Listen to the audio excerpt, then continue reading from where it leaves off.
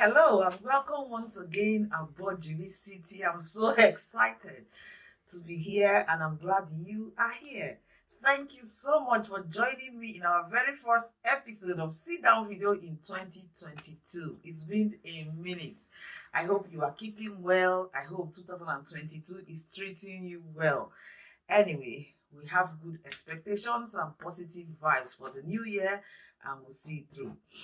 So today I'm going to be discussing a very important opportunity that has come up for those who are qualified or are seeking opportunity to come to the UK to work.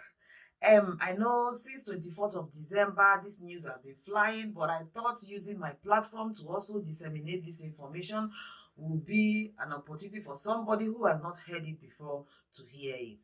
So we are going to be looking at the new opportunity for healthcare assistants, nursing assistants, carers, or caregivers, or care assistants, living carers. Like, there are a few names to describe this group of people, but basically these are nursing assistants. It's easier to understand when you call it that way.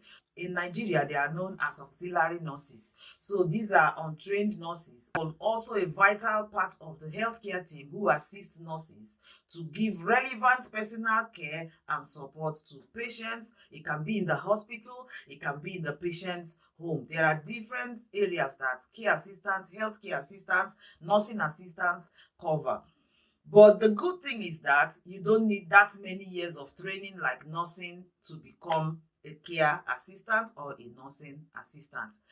These 2 years of pandemic and COVID has brought about a lot of shortages. Also, another important thing that happened in the UK is that the UK left the EU. So the Brexit happened. And when that happened, a lot of people from the other smaller EU countries who come here to work had to go back to their countries. And that also has created a lot of opportunities and shortages in the hospitals, in the care home, and all of that. Also, another important point is that the community or the society is aging a lot now and living longer. And so with the older persons require support, especially with the way the weather and everything, the society functions here in the UK. People tend to be on their own when they are getting older and will require support. Not because the families are mean, no, but the way life works here, you just have to go to work. So even for those who are living with their children or families, the children have to go to work. And so these older people will require some form of support. And the best people to do this are care assistants who will be there to render. It can be shopping support, it can be cleaning support, it can be personal care, depending on what is relevant to that particular client or patient. And in the hospital, honestly, the care assistants are very valuable because they help to take the burden off the nurses. While the nurses are focusing on more clinical things, the care assistants will help to be there for the patients, to help with their personal care, to help with keeping companionship and all of that. So yeah, the care assistant role is a very valid role, and I don't want anyone to be wondering, oh, why are they assistants? Yes. The good thing is that because of this shortage, the UK government has decided to put care assistants or healthcare support workers or nursing assistants on the shortage list. Not only that, as at the day I'm recording this, they have said that they do not need so many requirements for you to qualify for that visa to move into UK to work. And I wrote down a few things which I'm going to be listing out on the screen and also onto you.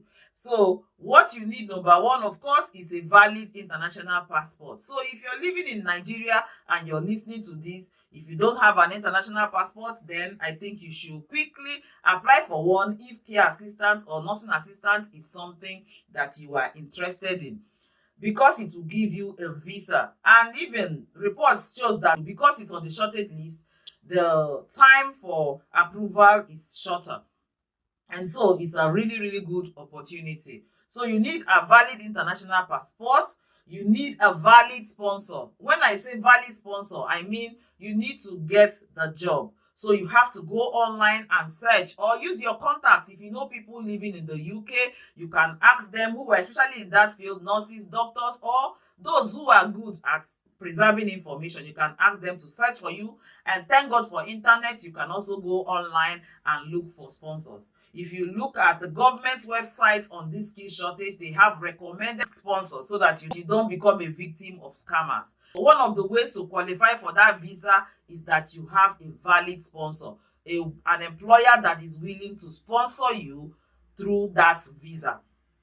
And the other thing is English. If you're from Nigeria, of course, that shouldn't be a big deal, because if you schooled in Nigeria, definitely your GCSE or your senior cert or GCE, whatever it is, you must have studied in English, and scores or results to show for it. Another way, if you didn't really do well, is to do the English test, proficiency test. I will leave the name on the screen here. It's a little bit on the high side, but if you get it, it's good, especially for your points, which I'm going to be talking about shortly. And so we've mentioned the international passport, a valid sponsor, the English test requirement, and some form of experience. I know initially they are saying you don't need any experience, but look at it this way. If you were an employer and you have that many people apply for a job, I'm sure you'll be seeking the one that has some experience relevant to that job, because it's going to cost you a lot to bring that person, especially when they are coming from an international area. It's going to cost the employer a lot of money to bring you up to standard, relevant enough and safe enough to practice in the UK. So some form of experience will be a good deal. So my advice for you is that instead of leaving it to chance, if you can seek some clinical experience. When I say clinical experience, I mean go to a hospital, a care home, and just work with them as a volunteer for a period of time.